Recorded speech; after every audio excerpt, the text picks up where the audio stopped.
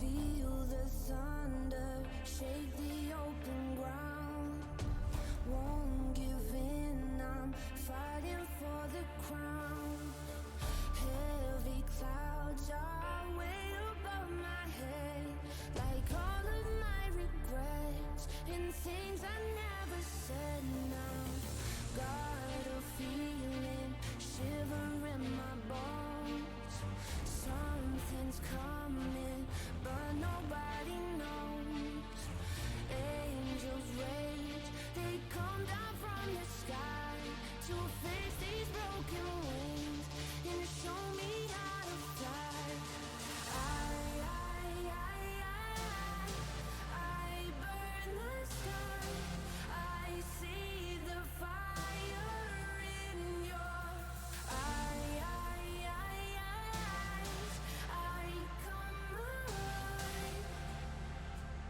And I feel like I could spread my wings and fly.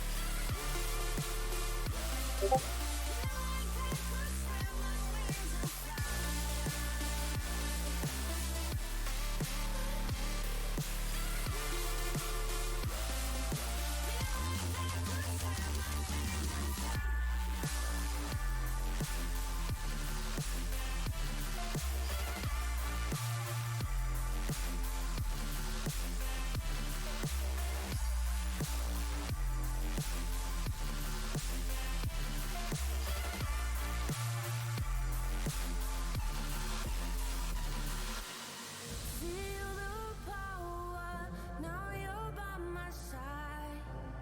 I've been searching, but you didn't hide. You were there through all my darkest days. You look me in my eye, and I feel like I could spread my wings and fly. I burn the sky.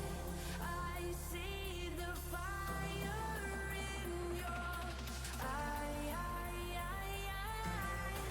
I come alive, and I feel like I could spread my wings and fly.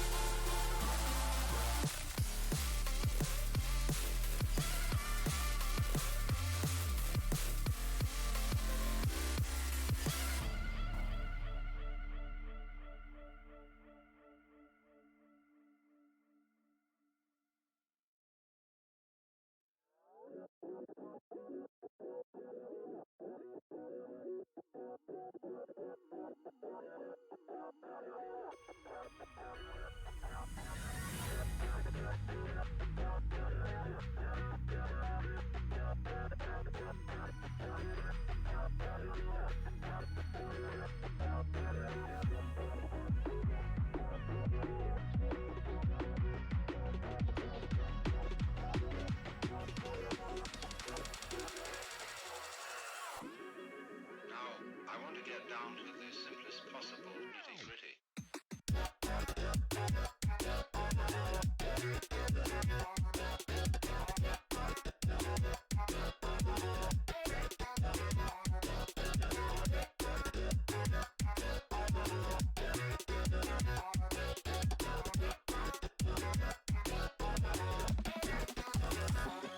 Get down.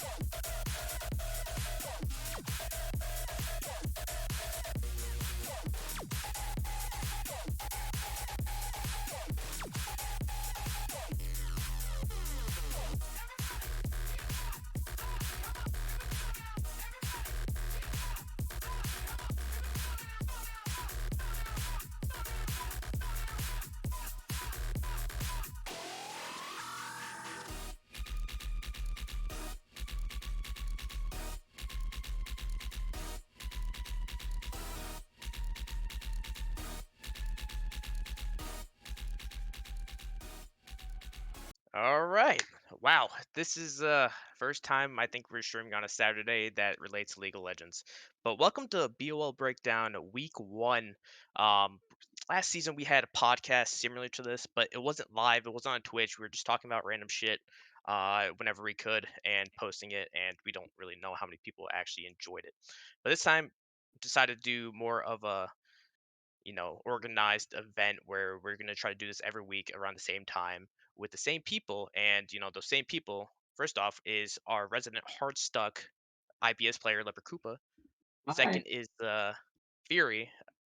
Third one is our IBS content creator extraordinaire, Bickle. And our last one is our recently permabanned player, Arcs, who is going to just transition to be an IBS coach. How's everyone doing today? Oh my Doing quite god, well. I'm in Leper, pain. we'll go from top to bottom and have you introduce yourselves. Leper, you go first. Hi, I'm Leper. I'm a hard stuck silver player. I have Well, never been higher than silver 3 in 10 years. well, that was known topic. I also was a former admin for ZGG and I make a lot of Yeah, no IBS one cares. content. I know, no, you don't give a shit. But yeah, he did do the silver scraps, and I know a lot of people enjoyed it. So keep that coming. And next up, we have Fury. Introduce yourself. I'm Fury. If you watch BOL at all in any capacity, you know who I am. And I am washed up as a player, so I'm not even going to talk about my rank. What's your rank? Right now, I played 7 games out of the 10 in my promos, whether you call them provisionals, and am gold 2. Disgusting. Yeah, I know. I'm But washed, dude. next, what I love seeing is two people are in a onesie, two people are in like a wearing collared shirts with a Well, tie. you said suits, and Yeah, Yeah, you clearly we did. all had different interpretations of what Leopard, this don't meant. lie. You didn't have your suit. That's absolutely true. But I thought that I would rather look like an idiot rather than say I'm a I disorganized piece look, of shit. look, I got you. Is that a shark suit? That Yeah, is a shark suit, yes. yeah. Wow. This. Not the one that I'm wearing, but the one that he's wearing, yeah. All right, Bickle, you're up. Yeah, sure thing. I type a lot of things, and if you read IBS stuff, you've read it by now because it's long. Is that it? Basically, there's All not right, much to know about fantastic. me. I love it. Short and sweet. Short and sweet. Arcs, you're up. Hello, my name is Arcs, and I recently typed back to a player, and now my account's fixed.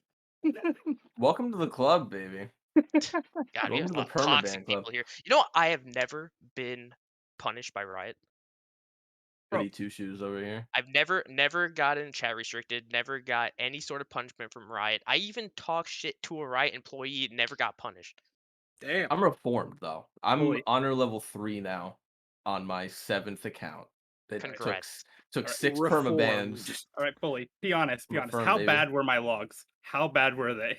It doesn't matter how your logs are for the most recent permaban. It's more of what your logs were when you got your 2 weeks in the, going from 0 to 100. To They be take everything. fair, they weren't terrible. No. Honestly, I don't know how you get banned for what you said. Well, That's he not just a came off his bannable 2 offense. weeks. That's Why. that's not a bannable offense to me, man. But yeah, so League soft. the old breakdown. If you see everyone has 0 points, they'll start off with 0 points. We're gonna go through various topics. Those topics will create argument. Hopefully everyone's on the same page. And people will earn points whether they're right or wrong based on their debate skills. If they back up their points, there's and eventually at the end there'll be one person with the highest number of points and they will win the game and get nothing. So who's ready to start? This is a test. Let's do it. Let's go. No, this is not a test. You all failed if this. Bro, we look like college students. You literally got half the class in suits and half the class in their pajamas. This is Yeah. it's basically a Zoom call. All right, so let's go with the first one, and this is the funniest thing, right? Sivir. What do you guys think about Sivir? Good, bad? Just give me I- one word answer. As a Bad. champion. Eh? Meh. Good. Did I hear meh? Yeah. This champion is Yeah. S plus. But yeah, so this champion does really well. Pick or ban basically in high elo solo queue. Um, really good champion just overall in comps. But in BOL, it is completely shitting the bed. Yeah. We have That's in why I said Diamond. bad. Well, doesn't mean shit. But 29% win rate in Diamond. We have a 38% win rate in Platinum, 33% win rate in Gold, and a 75% win rate in IBS, but that was 4 games. Give me your reasoning of why it's either good or bad. Back it up. Let's hear it. So I think it's less about the champion and more about the comfort that people have playing it and playing that style. Sivert likes to go late and play in grouped team fights, and if you're not comfortable with that, doesn't matter how good the champion is, it's just you're not going to win with it. The issue Okay. is a lot of people are seeing it as a really strong pick right now. Like, okay, this is being picked and banned a lot by a lot of people. I guess I should play it. It's Sivir. How hard can it be? You need to go late. You need to get your items. You need to scale. When you get to late game with your ricochets, you're going to be pumping out damage. Early game, you tickle.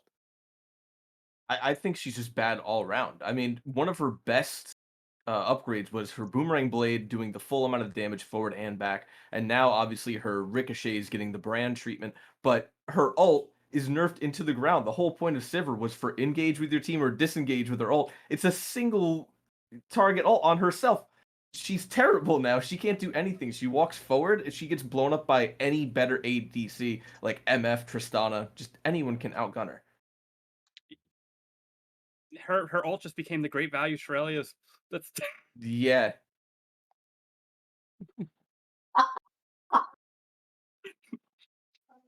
Does anyone want to go off of that one? You okay? No, Just what great value Shirelias do it to you. great value Shirelia's got me. We have Walmart Sivir brand ult at ult. home. Wait, Sivir Arch, ult what at was your home. opinion? The only thing you said was great value Shirelias. I You're an ADC player, right? yes, she's good when you get to stand still and get to attack, but like if you don't get to stand still, she's worthless. Well, man, if you're standing still as an ADC, then let me Exactly. let me tell you something. There's something wrong with you. It's not me, dude. I type when I'm on a gray screen. You know, I don't know how Sometimes much I to a lot. give to you, but I'll give you 1 point for the great value Shirelias. Honestly, something that's minor that you look at, IBS you said has a higher win rate even though it's less played. I think a big thing with that is Sivir's ricochets just make it easier and almost accidental to farm more, which gets you more gold, which is something you don't necessarily come across with in IBS more. It almost accidentally gets you more farm and makes you more powerful. It's Also, also like Tristana. Oh, go ahead, go- Lever. game lengths also tend to fit into the time frame that Sivir likes, where we're hitting 3-4 items. Right. IBS games tend to last significantly longer than like Diamond games, for example.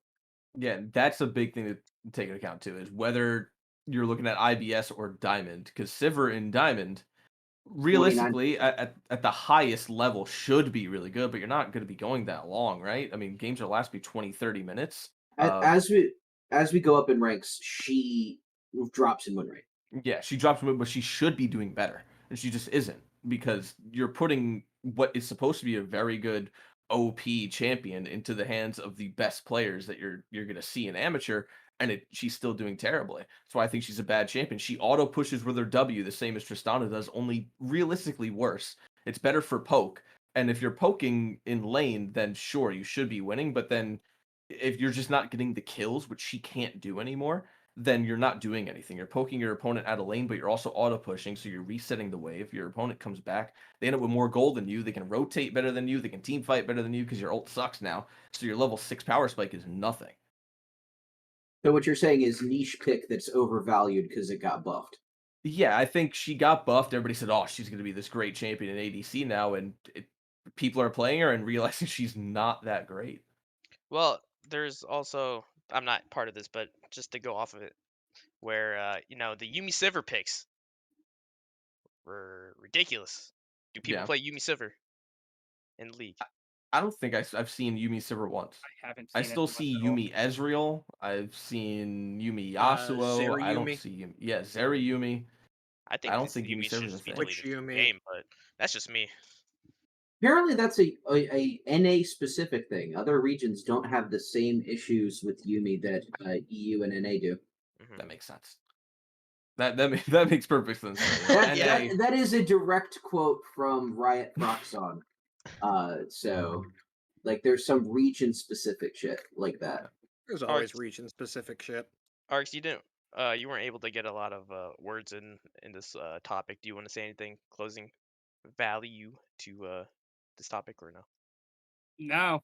I mean, like, I'm gonna go off what Bickle said a little bit. The IBS, like, the only reason I think Siver's doing well in IBS and BOL is because I literally just watched Well, people attack a tank and go all in on a tank last night in IBS and completely avoid the backline. So, like, Siver's gonna have much more more greater value in IBS because nobody's gonna attack Siver. And if yep. Siver's hitting the front line with ricochets, she's automatically going to hit the back line by accident. Yeah. That's true. Well, yeah. But yeah, it's just we'll see what happens. But that does go into like a next topic of comp versus execution versus um, comfort picks. There is like I guess a graph of what matters more in each kind of division. Of course, everyone values people not just first time picking a very hard champion to play in IBS, but where do you see the line of where comp actually matters more than like being able to play your comfort picks well? I think that Diamond. you really start to see it, just in my experience, you start to see it a little bit at the highest ends of gold. But if you're like in lower gold or in IBS, it does not really matter.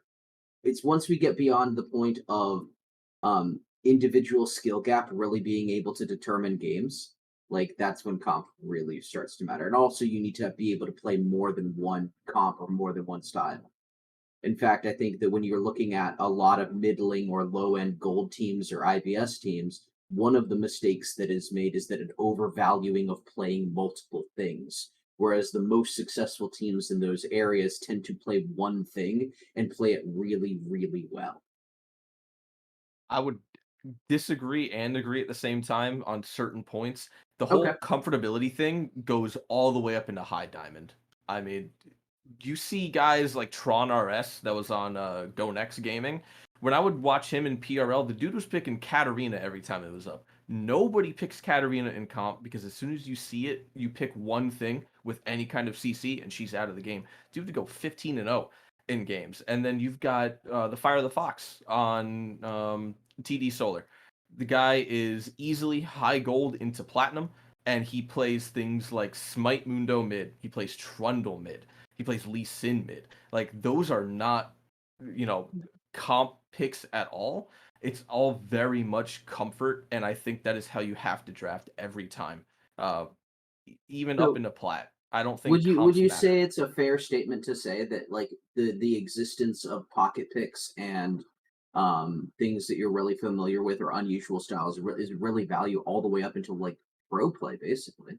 Because I've seen Mm, people being worried about pocket picks and having things like Vigar band and other stuff even just right. a number of years ago in collegiate, like from Mm. Maryville, so even at that highest end, comfort picks are still value and warp the draft. There is a time though where those pocket picks are actually legitimate and can contribute to a good team comp, like Vigar pick. Vigar puts a cage down and a choke point, and stops any kind of engage, can stop disengage, gets a pick. Something like a Lee Sin or a Katarina. Really, what are you going for, right? I mean, Katarina Hmm. can kind of 1v1, but when it gets to Drake, when it gets to Baron, Rift Herald, you start team fighting. She can't offer a whole lot unless you are extraordinarily good at the champion, and even then, there's a lot of point and click CC that could stop her in her tracks. So I think comfort should always be prioritized over comp because how many times, even in high gold, platinum, do we see things like J4, Oriana, and Wukong get picked, and you think, all right, I'm casting them. I'm like, all right, here we go. Here comes the Wombo combo. Doesn't happen once in the game. They can never get it off just because they don't know how to actually prioritize, fight, group around each other. They don't have that kind of high level knowledge of the game to really get that macro together and make it work every single time. There's too many unpredictable points that can come through and just completely ruin an actual 5v5 team comp. Comfort is king in so many situations. It doesn't. Yes, matchups are nice to have, but if you don't know how to play a champ that supposedly counters another champ, it doesn't matter. Exactly. If the other person knows what they're doing with their champ and you don't, you're done. I think I, the most aggressive counter I bet, like lane matchup counter I've seen is only like a 58% win rate, right? So like 4 out of 10 times the losing side still wins that matchup, right? Like it's Mhm. not Dota where some things just immediately take other things out of the I game. think Hard that's counters don't Silas totally into exist. Malphite. I don't know off the top of my head. I think it was when Gwen was really, really weak. Like there was something I can't remember, but I even tend to then, yeah. I was gonna say I tend to agree and disagree on a lot of points. I think um the value of having a comp has risen a lot this season compared to past seasons. I think that even in low like elo, like having a better comp comes like from the course of picking comfort picks. However, if you're not practicing these comfort picks with teams and you're not like putting that comp together, you shouldn't be forcing that. But I feel like with like the rise of like a bunch of like a Channer comps and stuff has risen the priority of a bunch of just specific comps that are going to be picked around, and picking like those specific comps are becoming like much more often than like just a bunch of random 5v5 comfort picks. Yeah. No, you're definitely right. There is a huge aspect of, okay, I'm comfortable on this champion, but at the same time, this champion is really good and also pairs well with this other champion. But, if you have something like Ezreal Karma, which works great together, and you have someone that's never played Ezreal and just isn't good at it, then picking that Ezreal Karma doesn't work too well. And then you have a Karma with, I don't know, just some champion that doesn't really need Karma on the team, and then it doesn't balance out too well. Like the other day we had it all depends on the play style, right? I saw a game. Mikish was playing Caitlyn. Ipsy was playing Nautilus. Mikish, as a player, likes to sit back and just farm and get strong, get those 3 items pop off. Ipsy likes going in on repeat. So the combo of Caitlyn Nautilus is good, but you get Nautilus going in on repeat when the ADC isn't ready for a fight, doesn't want to go for a fight, or doesn't have the play style to want to go for that fight. It completely kills the good comp that you should have, despite both players being comfortable on the champion. Yeah, and alongside with that, when we're talking comfort, yes, it's always good to have players on their comfort, but you don't want to draft solely around that. If everybody wants to play an AD champion, you're not going to draft 580 champs. Right. Comp will always have something to do with what you're going to run. Mhm. The dark side of comfort too is I've never met a player that says that they're uncomfortable with something for the most part, right? Every player overall Don't get me started. dramatically Do not get me overestimates started. how comfortable they are on a champion, right? Oh my gosh. I am not going So to just call because you names. say you're comfortable, it's up to the person drafting or up to the coach, whoever you want to be, to say, are you is it comfortable? You don't Yeah. ask for the comfort pick yeah. I mean, there are people just like, yeah, I'm I comfortable on that champion. You look at their OP.GG, they played it twice in their life. Both I times love it it. goes 0-15. It's like, ah, It's all shit. about the way I you once word had that a that person question. fill out a champ doc and try to list I have 80 a champions. Yeah. I The learned this question is, are you comfortable on this champion? Not can you play it? Because people be like, can you play this? Yeah, I can play it. And then they play and go 0-10. I played an ARAM once. But I know what the abilities do, so I can play Mhm. it. Yeah. I've I started to use the question not even are you comfortable on this champion? It's can I blind pick you this champion? Yeah, It's that's a like, big one too. That's a I good think question. I think they should start making those forums for those. You know how like you put on your resume if you're like advanced, proficient, Hmm. Yeah. intermediate on like Excel skills or Yep. Outlook or whatever shit they're asking for. It's like they should do that for champions. It's like, are you a beginner at Katarina? Are you advanced at this I Like, champion? can you open a spreadsheet? And then it's like, can you actually Use it. use a spreadsheet? I Okay, have a you know how to type spreadsheet. things in, but do you know how to actually use the benefits of a No, spreadsheet? I have Yeah. a spreadsheet for my IBS teams, and I have a silver 4 mid laner who proceeded to put in that I can play any champion, and I've I have directly DM'd him already and go, "You're giving me 8 champions. That's all you're playing this entire season, and it's either you pick 8 or I'm picking 8." All right, time to leak that document. Yeah, right.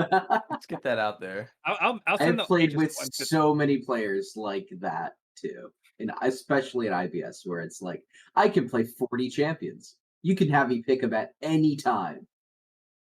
All right, so let's move on to the next topic. Next topic, let's start with Bagel and Arcs because Leper and Fury are always starting off, and we want to give some love to everyone else. Okay, so let's go with this one. oh no. Should leagues allow roster changes between the after they accepted until week 1? No. Gotta back up your point. Yeah, the point there is if you are making a commitment to a league saying, okay, these are the people we're running with, you vetted these people, took an extensive time, and our acceptance was based off you saying, okay, this group of people is good to run with. I'm okay if you swap a sub to a starter and a starter to a sub, but don't bring in random people afterwards saying, oh yeah, we're just adding these people and now it's completely different from the roster we originally ran with.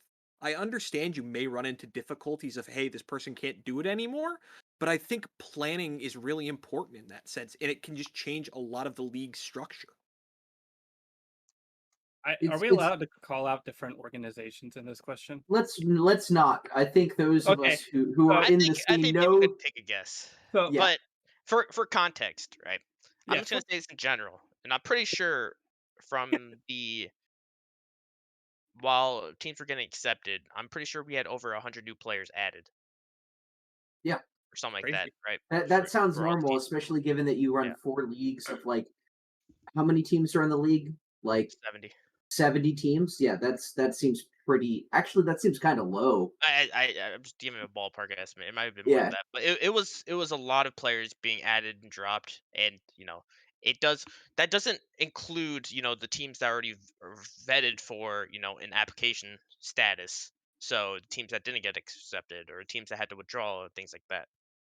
yeah. Now, I do agree with Bickle. Like, there is a bunch of teams that sign up players just to get a spot into the league, and then completely either don't make roster changes and are making e-subs every week, or they just make like they change the entire roster by week 1, and by week 1, the staff has already like made a pre-power rankings list on every team, and like all this content has already been made and pre-researched, and now you have a completely different roster sitting in front of you because they wanted to hurry up and get an application in the first wave to try to confirm themselves a spot into the league. I think it should be allowed. Main reason, I mean, yeah, you're gonna have those teams that just want to sign up just to get their spot. But if you start not allowing it, it screws over the players that actually have legitimate issues come up and can't play. Like we had Solus as our top laner TD Solar. He had some stuff come up with work. Suddenly he couldn't come in. We had to get a replacement top laner and get someone new in. If that doesn't happen, then what? Do we just FF game one? Because we didn't really have any subs lined up. Couldn't really do anything. You can't get anyone really in on short notice, even if you do have subs. Some of those players that are subs are active roster on other leagues, and it ends up becoming a whole issue where if we don't allow these people who are known for just signing up to get in, screws over those guys that actually have legitimate issues. And then if you just straight up say yes to everybody, you have to say yes to everybody, right? Like you So, can't say yes to someone and no to someone else because that just starts causing issues. The, so what the issue the issue comes in two forms, right? And it's like I agree with both sides. Like overall, I'm against it, right? This was just Mhm. an absolute point of frustration for me with my time vetting and helping set up leagues. Like it's just an absolute nightmare because that's honestly where a lot of like the complaint players come in. You're scrambling. You already have this amount of rosters to vet, and then I have to go back and vet rosters that I already thought were finished, and Yeah. things slip through the cracks, right? Roster changes are important. Life happens, right? Things do happen. And unfortunately, it's a necessary evil because you can't have exceptions. You can't allow this person because we know you're trustworthy, right? And so on. And it's at the end of the day, it's the issue isn't that the roster changes are happening. It's that so many are happening before we even have a chance to play.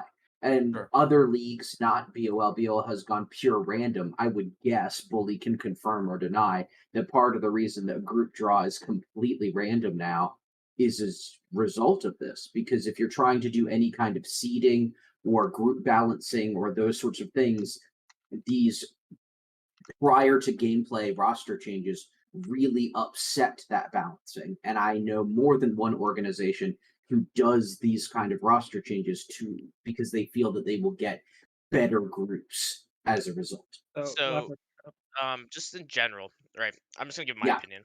Um, I'm fine with roster changes before like the season starts.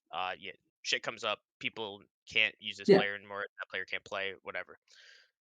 It's not a problem if teams are limiting themselves to, one or two or yeah. whatever. When you yeah, have yeah. when you have a team that's like, all right, let me add these five, let me replace this one, add this one instead. Let me do this one, and we're just going back and forth vetting players, and then they just go back and say, never mind, we don't want them. Mhm. It's like they're just trying to test the waters. Like, will this player be eligible? All right, never Yep. mind. We got a better one that might be eligible. All right, let me take that back and keep those in like the back seat when I find more better players and better players. It's like, come on, just I've give us seen a some player that people you want to too play. pick Player up wants to play, just people put him in. that are known for their volatility and rage quit and just leave the team and find another team before the season starts, right? Like you can't even keep your roster together and have personality issues and conflict behind it. Like I overall it's one of those things that's an annoyance and a frustration, but at the end of the day, it should be allowed. It's just that there are certain things and situations where it gets abused and it gets really, really frustrating from both the content creator and the tournament organizer end. Now, Yeah, I A know. constant Paul, wait, situation you what's run Arks into. got to say something on this? yeah, You've been Yeah, trying to say something for a while. What do you yeah, got? yeah. I was gonna say, like, I think we could like generally agree, like, that, like, when a team gets accepted, there probably should be like a limit on how many roster changes a team can make prior to week one. So that way it gets rid of the teams that are signing up five random people without their consent. Uh, I'm glad you said because that. three We I all think know who all you're of us know talking who we're about. talking about here. But it gets rid of people who are trying to sign up just to get a spot and then try to find their roster later. And then it gets in the teams first that have a roster, but like, like Fury said, something comes up, you can't play on the team anymore. You got to replace that one or two people. That's perfectly okay. But like having all these people sign up, you're going to have issues like every single split where there's constantly teams just looking for e-subs every single week. It's funny how they're so frequent that it's the same organizations and the same people split after split after split that have this problem. Is it The because issue is with a system like this is it's necessary because like you said, issues will come up. Roster changes will need to be made. Somebody won't be able to make it. Somebody's sick. Somebody suddenly can't make game time. You're going to need to make changes, so there needs to be the ability to roster change. But by having that ability to roster change, it leaves itself open to be manipulated and taken advantage of. And it's hard to almost close that gap to make it such because you'll basically have to go, okay, these roster swaps are allowed, but these aren't. Why? Because we say so. But realistically, what's the difference between openings in week 1 and week 1 and week 2? the It's two the same amount roster of limit? time. It's the same amount of rosters. I mean, There's a I don't limit know. between what one and two, so right. Well, So I mean, if there's a limit between 1 and 2, why not just implement a limit between week 0 and week 1? yeah, that's what I That was that that pretty much that's saying. basically the option, right? You don't leave it So open to just continually make changes. You limit it to 2. You don't make it 0 because then obviously you run into bigger issues. But I think you leave it at 2, maybe 3 at the most. And I think that solves almost all of your And problems. then an extension to that, maybe like you limit the amount of roster changes someone can make, like a team can make in a season. However, if someone like, has something come up or something happens, you speak to a staff member and look to get an exemption because things are going to happen late in the season, people are going to blow off the team, leave the team, stuff like that. And like those kind of things will be allowed, but it keeps people from like completely overriding their entire roster every couple weeks because they don't want to see them lose every game, but they also don't want to see the team grow and see what the they actually can do as a team. the thing We're- is, like, if we do allow, like, if they contact staff and ask for an exemption, right? They could come up with some bullshit. They'd be like, yeah, this player just dipped on us. They went MIA, blah blah, and this is a team that could be like continuously making roster changes every week. At one point, do people just like they're just trying to create a story, and there's nothing we can do to fact Yeah. check that story. We There's can't be no like, vetting ability. yeah, we can't be like, okay, this is 100% true. It's like, okay, this person got into Harvard Medical School and can no longer dedicate 25 Send me your hours of their acceptance letter. time to League of Legends while they're Send playing me a 10 solo copy of queue your games a day. schedule. So it's like, but that's might be a little bit Yeah. too. But it's well, super personal. hard because there's so many parts of this that, like, if you are able as a tournament organizer to increase organizational responsibility, it benefits both you, the community, and it's just an overall benefit. But the problem is how do you implement that without punishing innocence and real life situations? After all, this is a shit that's a hobby that we do just for fun for most of us. This isn't Yeah. something that we're doing. Like, prize pools and content is nice. Recognition and being part of the community is nice, but if we're not having fun, there's not a huge point. I So don't know about all y'all, but Bully's keeping us all in a cage. Yeah, I put all of the entry fees into shitcoin. Yeah. It's all gone. Sorry, guys. so whatever the shit coin is at the end of the split, that's how much money you get. It's Yeah, called it's shitcoin. BOL coin, actually. You It's get, like, BOL Honor coin. coin, but Bully Bully pulls out a coin. table and it has like snacks and stuff on the table, and you get like Now, $100 the for question every is: good deed you is the do. prize pool at the end of it going to be the equivalent of one BOL keychain? yeah, we have a $500 entry fee with a $6 prize pool. Yeah, Perfect. the Speaking of coin which, dropped that amount of wait, dropped that who amount over here time. actually has Yes, a BOL keychain? I don't. I don't. All right, we I gotta fix don't. that. I need to Gotta, get one. Yeah, yeah, we'll get one for the sake of the content. I only don't have one because I keep forgetting to get one. okay. I'll let it pass. But this was an interesting conversation. I think I stopped giving points out because it was just repetitive at that point. People were just saying the same shit over and over again. Yeah, So, it's one of those topics. Yeah. Yeah. so I was like, actually, this is next topic. Actually, piggybacks off of it. Should there be an ESUB limit for the entire season? Yes, Yes. Yes. Yes. Yes. Yes. Yes. Yes. Yes. Yes. this is And That ESUB now- by the shortening of terms, emergency substitute. This now, is something that you should only be using in case of emergencies. We have roster locks in place, right? You can change your roster if you know that somebody else or a person isn't going to be there and you don't have a sub. You have opportunities to find a person and make arrangements well before the issue of using an ESUB. Also would go so far as to say ESUB should not be allowed in playoffs. I think that that's an unfair thing. If you can't get your roster together for the end of the competition, that's a problem.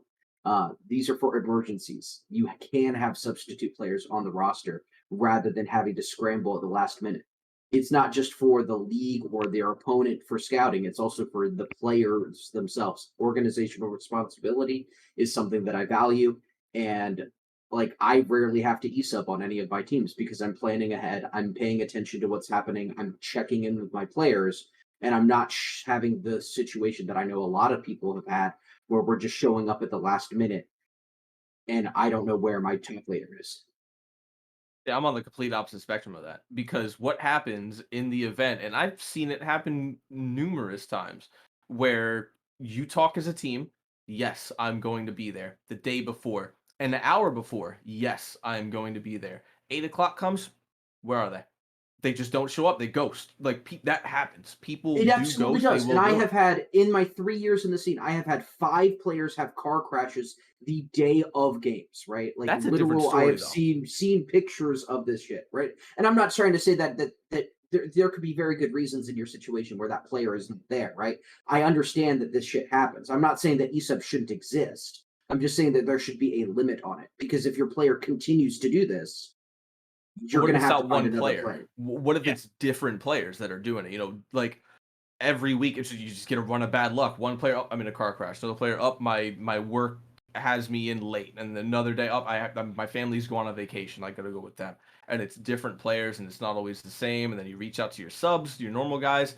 Sorry, I didn't think I would have to come in. I'm not on it. Got emergency sub again.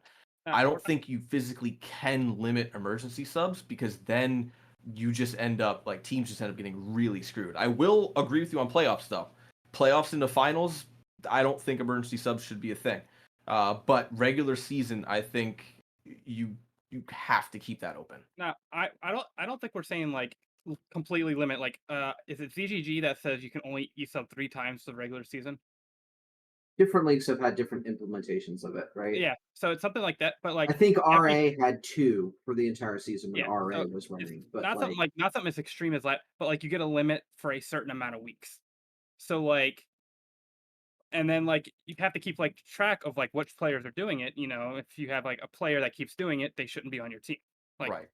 like if they're not gonna, if like I had a player in Aegis who overslept twice and right before the game didn't show up, I kicked him off the team.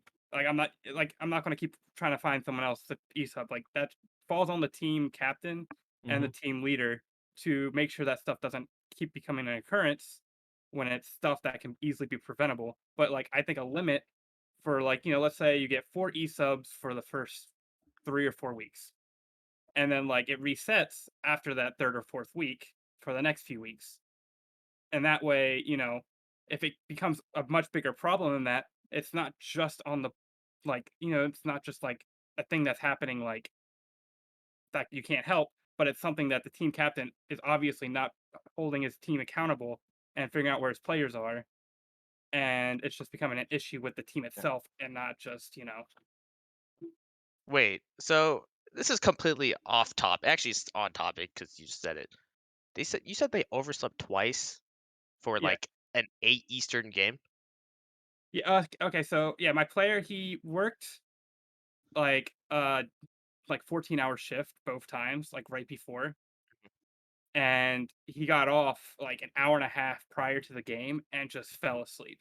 And it's You a know, player I've played with for like 2 years now, and it's kind it's of a not. valid, that's something that's like I don't think you should be playing because even if you're playing, if you want to play, Yeah. it's like find a better time to play in a league. There's so many leagues out there. Just Hmm. Yeah, you don't want to play on after a 14-hour shift. You're gonna be dead tired. You're gonna play poorly, and you might be like grumpy, whatever.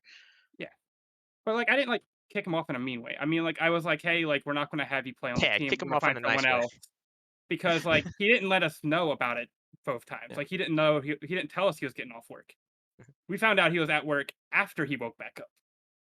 I have had Yeah. players like that, and it's like, can you give me your phone number, right? Can you do something so that like if you're falling asleep, we can wake you up, right? Like it. Yeah, and Um, to, to go back on the topic though, I think that just having a limit prohibits a lot of this behavior. It doesn't even need to be a realistic limit. Just the existence of a limit promotes this kind of thought about when or how to use esubs rather than that. It's not necessarily something that needs to be restrictive, but just having it free leads to more abuses than if there is a cap. Even if it's say we have a 7 week season and we limit it to 15, and that's an exaggeration. I don't think that I think that's too high, but Yeah. just the fact that there is a limit, I think, is beneficial. So you're Start. saying like if we limit it to 5, right? Let's say it's Yes, just a 5 cap, right? And then a team uses 3 of them in 3 weeks, and now they're kind of pressured. They're saying, "Oh, maybe they're telling their team you need to make sure you're here, and that you don't have any other restrictions come up because we only have 2 left and we can't afford you to not be here." They're more exactly, than likely to all show up and not use an ESUB entirely. exactly. I That's get my behind feeling. that. Like it's not that I want to restrict the See, people that are and using this. Like personally, with the way that have run my teams and have run my organizations, right? Like I am in favor of a low limit because that benefits me from a competition standpoint. But I just think that even if it's a 10 week season and we have a cap of 10 e-subs, that alone I think is effective in deterring abuse. I don't think Bickle was able to say anything so far. Yeah. So let's okay, cool. you're good. I was going to Yeah, say the existence of a cap, like you're saying, limits the potential to manipulate it because it throws that out there of if you actually do need them, you have them. So don't try and abuse them early to get some sort of advantage in case you do fall back and need it later. And yes, you can never eliminate this sort of system because emergencies will happen. That's why they're emergencies. They're unpredictable. Somebody might not be able to make it because, hey, there's a sickness. Somebody's sick. Somebody got in a car accident. Whatever's going on, that is there for that reason. It's not like, I don't feel like using any of the people on my roster, so I'm going to bring in this random person.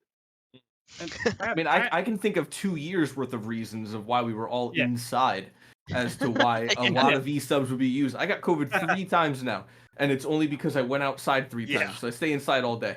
I have And, That's- like, the it's- amount of people that couldn't make it because of COVID is astounding.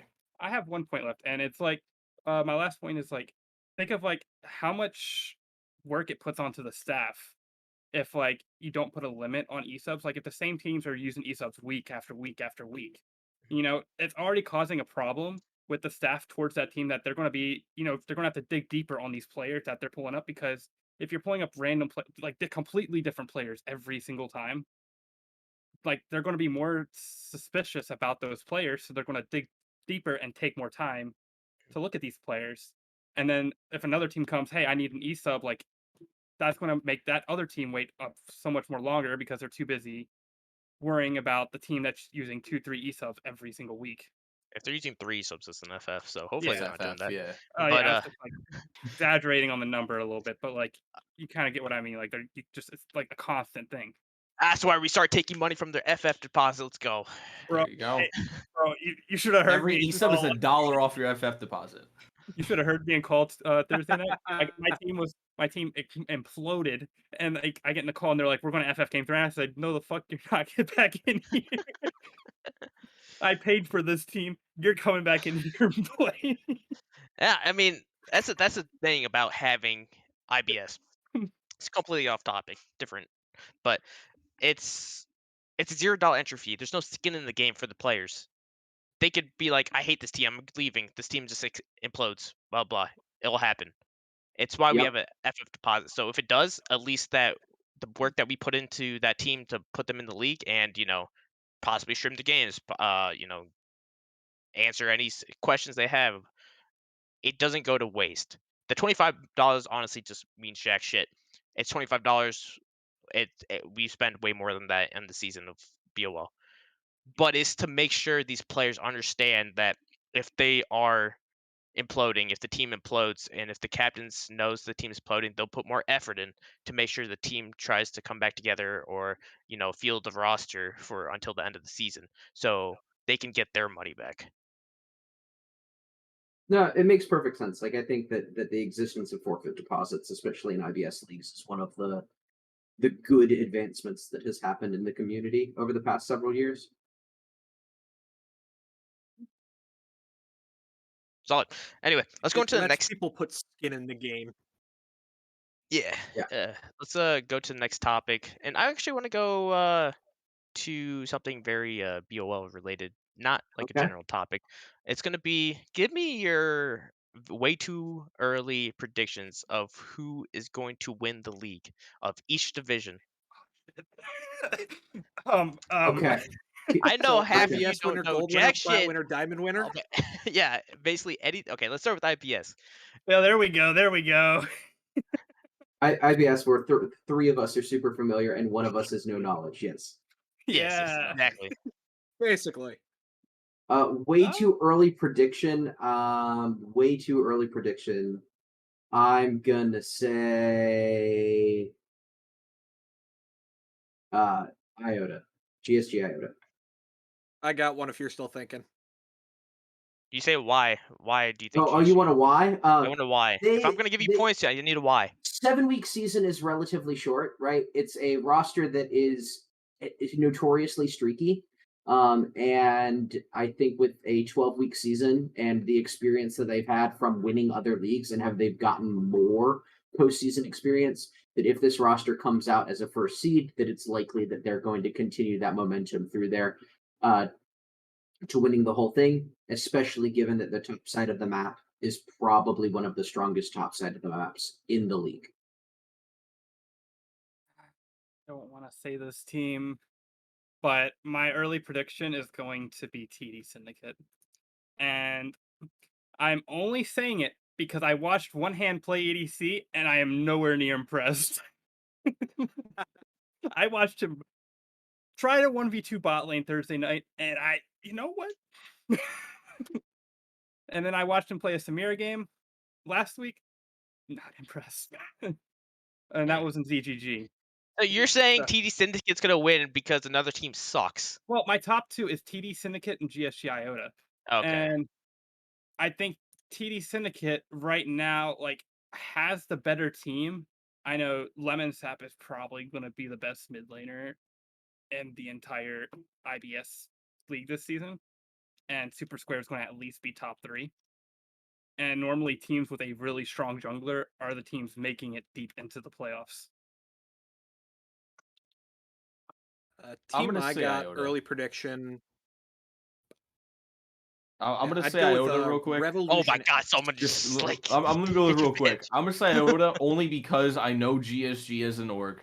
Obviously work with them. I know how much backing they have and how much they contribute to their team success. Like Decker is very hands-on with all the teams that he puts together. Make sure they have everything that they need. Make sure they're all set up. They have coaches, as you can see. That's a big thing. Camden. I know Camden. Decent coach. I think it's weird having Snugglebutt as a sub and the coach. I don't think the coach should be on the actual team itself. It's a little bit different. But Iota as a whole already looks solid in week 1. I think they can take it all. Okay, I should take away a point for that. You can't say they look solid in week 1 after Yeah, they that. look solid in week Yeah, 1. Look, you can't. At least he's not thrashing my team that I'm coaching in GSG. So you know what? It's a plus for me. No. Iota Look, played a single you got to game get the against a kinks out team in whose game top 1. laner That is it. DC'd for the first 5 minutes and whose jungler was Hey. DCing every Yeah. 5 minutes. It's a Every solid 3 game though, minutes. isn't Yeah, it? bro, they're silent. It's a solid game That- for them, not for the That other series team. was basically handed to them. The thing Yeah, is, you I think take those. Hyperion actually surprised me a little bit more of being able to at least put that into a possible chance of victory, even Mhm. with all those issues. Like they were able to stall out quite a bit with basically 2 players that were non-existent for most of the game. True. So that gives more votes for if IOTA is going to be able to like close out games in the future. We only seen 1 game so far, but that's one of my concerns. It's why it's way too early. We have absolutely no data whatsoever to make this. Exactly. That's This why is you're asking us literally this. what we're going to be doing. Exactly. This is not this irrational week, but early the next predictions. week on the Silver Scraps. Is we're going to be doing this for the entire Yeah. league because it's hilarious. All right, who's next? So I know I'm gonna go Pickles. with I'm gonna go with Revolution X. I think looking at their players and roster all around, you could probably argue most of them as some of the best in their role. They have a lot of players that have very high highs and very low lows. Looking at 2 of you in particular, you know who you are. But yeah, Yes. You when gotta these state them pieces are because I don't know who you're talking about. Fritz. yeah, Call them out. Fritz and Spice. Fritz and Spice. They're very good players when they're playing well, but they sometimes have some games that do not go their way. Mm. But I think having a very stable top jungle, yes, Trizzy's new to the team, but from what I've seen, he's been meshing with them really well. Raining Wolves is almost the standard people judge IBS top laners by right now. So he's always good to have. Reximus, been a really solid support from everything I've seen of him. I know this team as a core has been playing together for a couple months now, and they've just seemed to be improving from everything I've seen to them. And I think they have the potential to run with it. Solid. I already know my pick for gold, so You want gold? Yeah, Oh. let's go to go Oh. old. Yeah. CD Wait, Rangers. Is everyone? Brock's gonna run the TD league. Solar, baby. Brock's gonna run the league. I mean, I could say TD Solar because they're coached by Fury. Yeah. I can't say GSG Gamma because I'm not on the team anymore. There's also Yeah, gonna that's be what happens changes when you coming up. get permabanned for being toxic. Hey yo. It's true. But I'm saying TD Solar for gold, not only because I'm coaching it. I do have a lot of faith in myself with that. But TD Solar does have some changes coming up with rosters. Oh, you got I think Taxi too. I think we're putting together probably the best iteration of the team. Not next week or the week after that, but it's gonna be week 4. Bro. What? We'll have a change next week that's coming up, but the final change is coming in week 4. You're gonna lose because that will Sejuani elevate baby daddy's a sub. Yeah, that's what it is. Yeah, You are final change coming for week 4. Wait a Yep. minute. We just I'm ended giving week I'm 1. giving you the inside scoop, my guy. All Why right, is these look, changes not happening for I'm week just 2 they can't or happen week 2. They 3? can't physically happen week 2 or 3 Is because it because a player can't play? it's because a player can't play yet. Oh, okay. Yeah. Is There's it there's one player that cannot play because he is away and can't physically play the game, but there's one change that's it Solus? happening. It is Solus. Okay. Solus is away for a couple weeks and then he's coming back. Okay. people miss him. He's a great guy. R.I.P. He carried me to my first IBS championship. Yep, a still great salty player. about that. Against Bickle, yeah. Yeah, against Bickle. Still salty about that. I have nightmares of that Graves in Aatrox. What about my Ziggs? Your what? My Ziggs. Who? Apparently he didn't remember it, so Yeah, it didn't cast us calling him. So I'm turning off. all right. So everyone else said CB Rangers, I think. Yeah. Yeah. Yeah, I CB mean- Rangers. It's really hard to say anything else at this point in time, given the amount of times that Chitin has already won Mhm. gold. I think it's 2 if you go back and look through the Hall of Fame. I think mean, it's twice. Egg and Caxi both have 2 championships as well. Yeah. Wait. Alongside this, though, you just have to look at the success of CB as an organization in gold.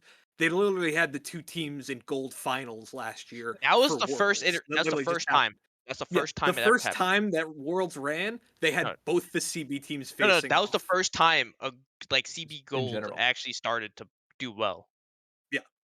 Yeah. I got So I'd say the coming off a really history damn was good kind of split. shit. Yeah, history not so good. Coming off this past split, pretty good. That's valid. I was given a very convincing reason on this plat team. So Well, good thing we're not on plat yet. yeah, I was reading the chat. I mean, we're getting there though. That's I the think thing. I might take off a point for cheating if you are, or if you're doing that. I Ask was looking for. at chat. Nah, they added me and told me why their team should be the best. You know what? I'll allow it. All right, let's go on to plat then. All right, let's start off the opposite side. Let's just start with arcs first. Bro, I'm gonna go with the team that has the crab with the gap. Holy shit, so surprising. Who saw that coming? Crustacean Oh, nation. Quick, Oh, X that surprised. wow.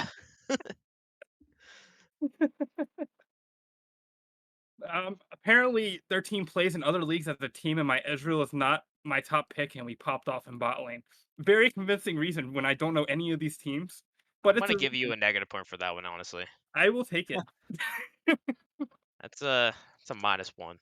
But from what I see on their team, they honestly should not be winning when one of their players is named Elsa from Frozen.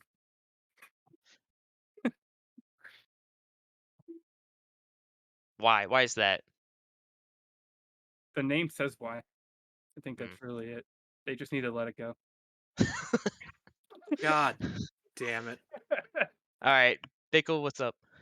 What's your take? Let's see. Looking through all this. Let's I know who Fury's gonna say. I know that for a fact. Do you go to know who Fury I'm gonna first. I'm say? still thinking. Yeah, you're gonna say. Before you say, who do you think I'm gonna say? You're gonna say Rush. Incorrect, actually. Is it Rush, CB's? nah. Rush looks good, but it's literal monkeys. Oh, I forgot they're a team. They are They a have team. They all these guys came from gold and moved up to plat. No, not only that, Chinese Spy and Just Bobo I've played with in IBS. These guys have been Yep. in the scene. Yeah. Just Bobo was on my first IBS team summer of 2019. Yeah, these guys have come an incredibly long way as players, used to coach their team. Packapal is actually playing on it as ADC. Dalton's in the top lane. Like, I'm going to tell you right now, the synergy these guys have is absolutely incredible. So, Chinese Spy, and then you have top jungle. The synergy together is Dalton top and Rocker in the jungle. Oh, that's Rocker? Okay, another Yeah. IBS player who's made Yeah. it into plat. Yeah, they've And climbed. they are like if you're looking at camera, they're like this.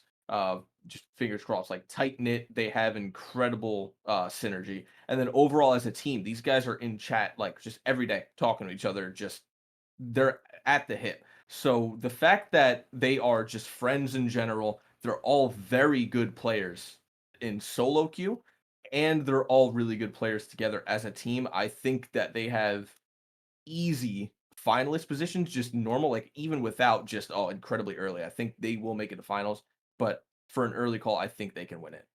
I think that if they grow at the rate that they are capable of, for sure. Yeah. Like, I just get skeptical about players that have just recently transitioned into up the tier of play. Mhm. But I can see where you're coming from.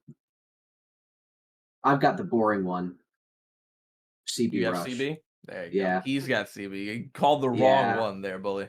They had a pretty. They went to game 3, first game, which is It's just pretty. one of those things, and I don't mean this in any kind of way, or to say that this is any great analysis. It's like if this was a team in gold, and I saw Wonderworld on the roster, Mhm. right? Like just over and over and over again, seeing Rutledge in finals or Rutledge in semifinals. It's really hard for me to go and look at week one and go, I can't not pick this. Yeah, That he that's puts together basically it. solid teams, but there Exactly. are teams this season where I think they could give them a run for their money. I absolutely agree, right? Like I Yeah. can look over here, and this was I probably had like Diamond was a little harder, right? But Plat, I've was a real struggle for me not having paid one the most attention to week one, but Mhm. two also seeing a lot of really solid players. It's just that's kind of my deciding factor. It's that Rutledge has a history of putting together solid teams, and that's really all I've got here.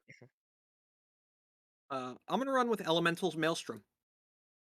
Looking across Not a bad what one. I see, they look like a really solid squad together. They obviously did well their first week coming together. And looking across OPs from what I see, really solid in solo queue, really good success. And I'm confident in what they can pull together as a group, it seems like. They're able to work together as a team, mesh well, really good depth wise pools, carry options in every lane. Think it could work well for them. Okay, I like that. Any closing thoughts? I know it's this one was actually more spread out who people are thinking they're gonna win. Mine is actually gonna be. I don't know mine. I don't want to say it because I have no idea. I think, like I said, these are all solid teams. This is going to be one for pretty much the unknown. There's a lot of teams are definitely going to be playoff contenders, and I'm going to think that we're going to see a lot of 5-game series in playoffs. Yeah, I'd hard agree. It makes perfect Alright. sense. So going on to Diamond, we have Oh, we I'll have start it. 14 teams. Biggest Diamond League we have so far. Go ahead and start it. I'm gonna pick CBM&M. I know this roster a little bit. Again, another CB team. Top jungle have really good synergy together between Sanjuni and Riddy. Seems really solid. Their 80 carry and 7R, from what I've seen of their games, pops off really well, has good carry performances. And I think they can play well as a team together again. Who wants to take the next I've pick? got. I'm going to say Hypnotic.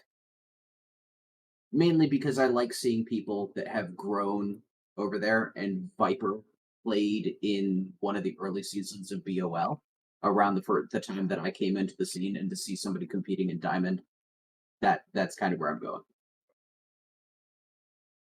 Okay. I'm going with TA Blue.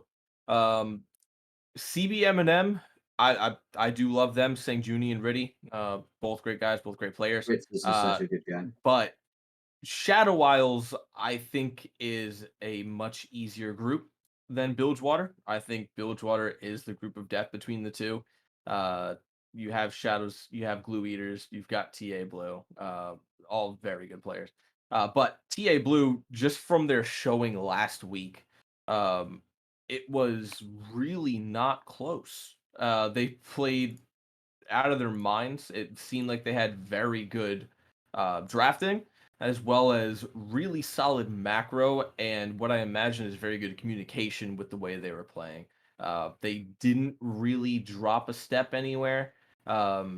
Maybe in the second game a little bit. Actually, sorry, the first game a little bit, but the second game was much quicker than game number one. So it seemed like they learned from their mistakes in game one, picked it up game two, and made it not even close. And I I would thought it think was they're going to be the able to run through opposite. I that. thought it was the second game, which was way closer. No, wasn't game two the one that was like 20 minutes, or was it opposite? Am I thinking The backwards? first game I think was I thought game one was like 30 and game two was like 21, 22 minutes or something.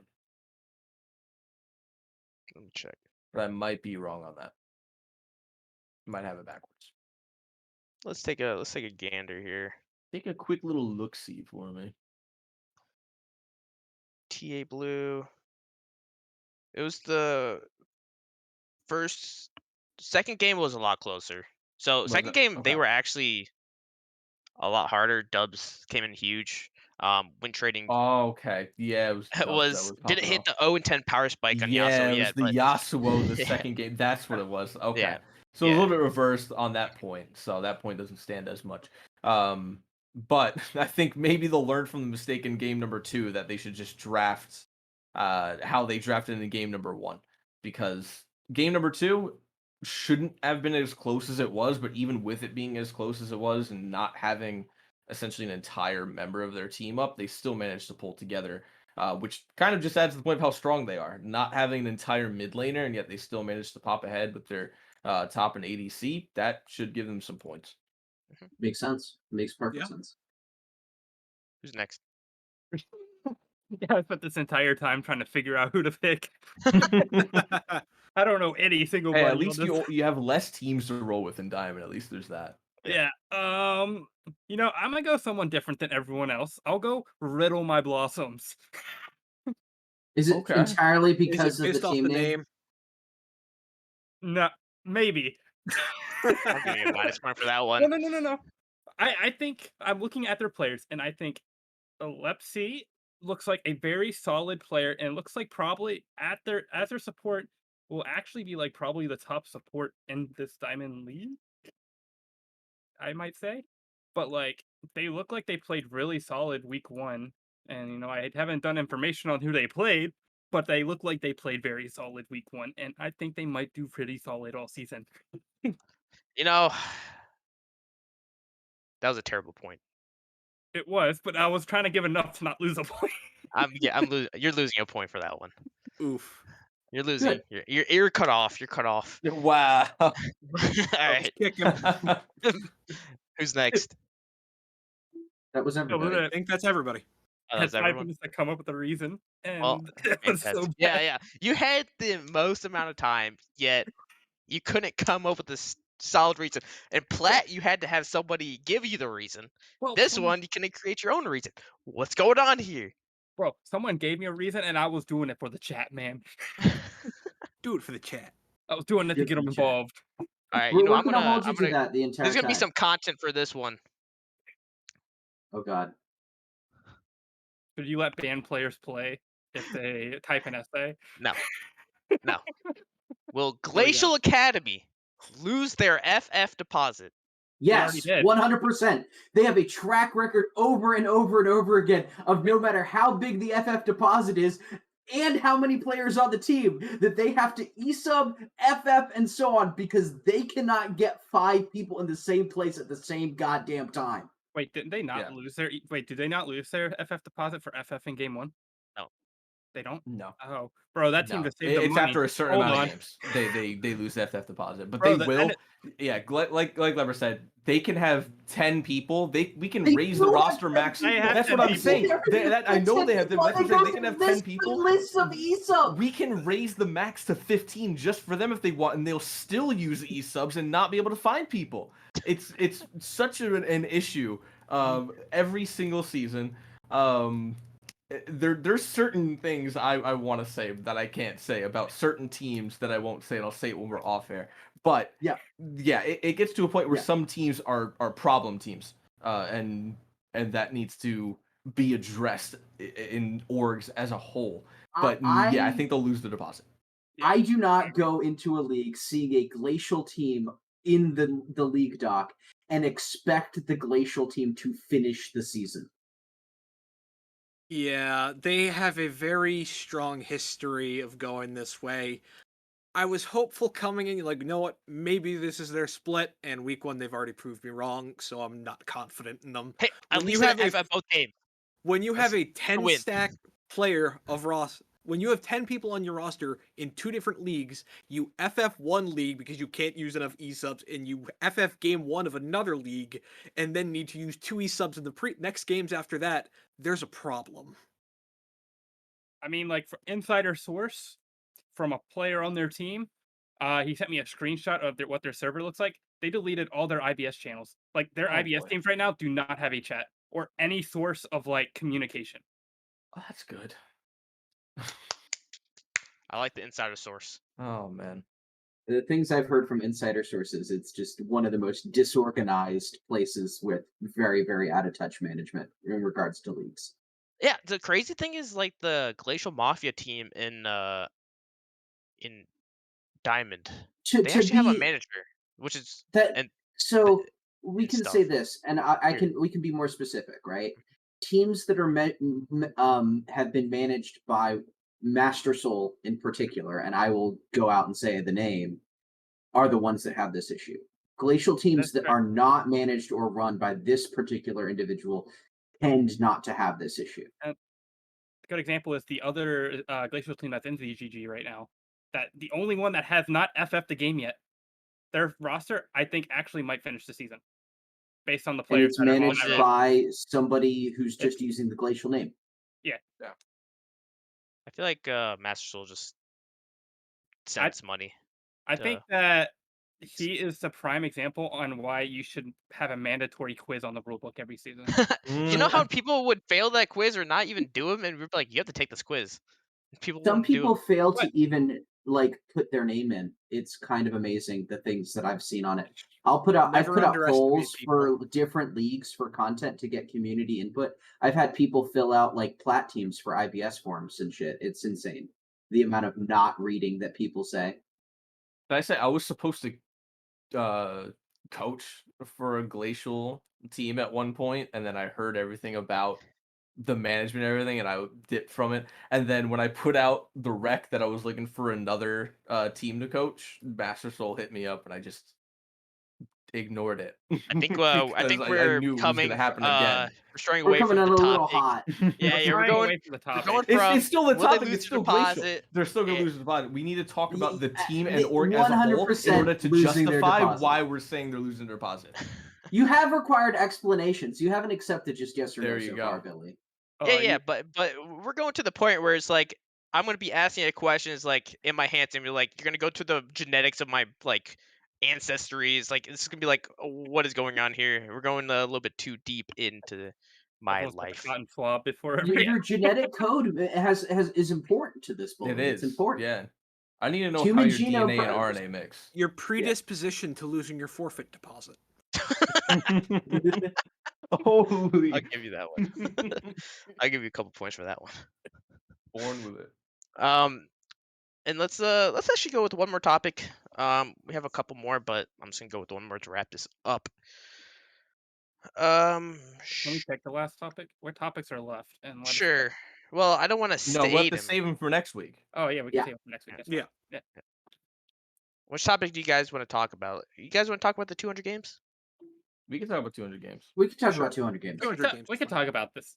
I would Alright. love to talk about this because For I- players new, it could be new. It could be players that just didn't play ranked for the past season. Is 200 games in August reasonable amount of games for a player to become eligible or potentially eligible? 100% yes. yes. 100%. Yeah. Okay, today is August 13th. Let I me. literally- it's You're not doing the even a game a breakdown of day. how many days to how It's many not a games you game need a to play day. per Yes. day. Today is the 225th day of the year. You have had enough time to sit there and play on average one game a day. On top of even. that, right? On top of that, if you are the kind of person that wants to play in these leagues, the issue is that of data, right? It's not about who we know who you are or whatever. And as we've said many times already on this show, having things that are standardized is important. We can't make an exception for just one person. You have to demonstrate a level of play. The Riot system requires about 200 games to normalize your MMR. Without that amount of games played, it's really impossible to make a judgment about a player, especially if we don't have prior history. I think personally 200 is too low, but that's a different discussion. Now we have seen Aegis Go ahead. bring in a bunch of a few new players, like generally claim to be new players. I'll say that because we can't confirm whether or not they're actually new. However, one of these players specifically, Focal, I think she's got accepted into Aegis and she had maybe 100 games and she was like level 80. This person has pumped out over 400 games. Do you guys think she should be eligible? If she's still a 50% win rate and not yet at gold. After 400 games? Yeah. Yeah. Yeah. That's a If lot you've of played that games. many games, 400, and you don't have a history, that's fine because you That just pumped makes out me hurt. that many games showing, hey, this is my level. Yeah, 400 is a lot. 200, I think, is fine. I think 200 is the minimum amount of games that should be required this late in the season, anyway, especially because of like what Leper said. You can play a game a day. You can play 2 games a day, cost you what, an hour of your time?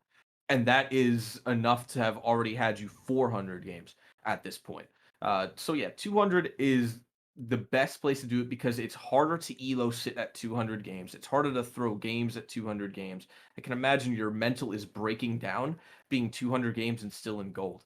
No offense to people who are 200 games and in gold, but that is where you should be. If you're at that many games, that is your MMR. That is where you're sitting. That is where you should be going. If you're upset that you need to play 200 games, you're probably elo sitting. You're probably a plat player that shouldn't be in a gold league.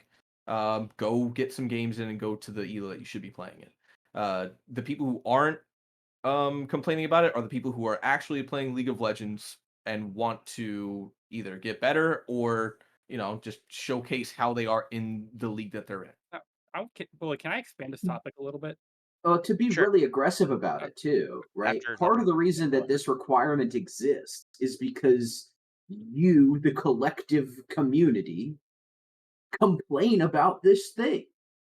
Half the reason that these requirements exist is so that we can point to the tournament organizer can point to the requirement and go, well, they played 200 games. Can you shut up?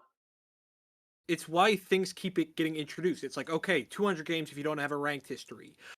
10 games over every 21 days to show you're being active. Win rate contracts where you have to play more if you're doing better.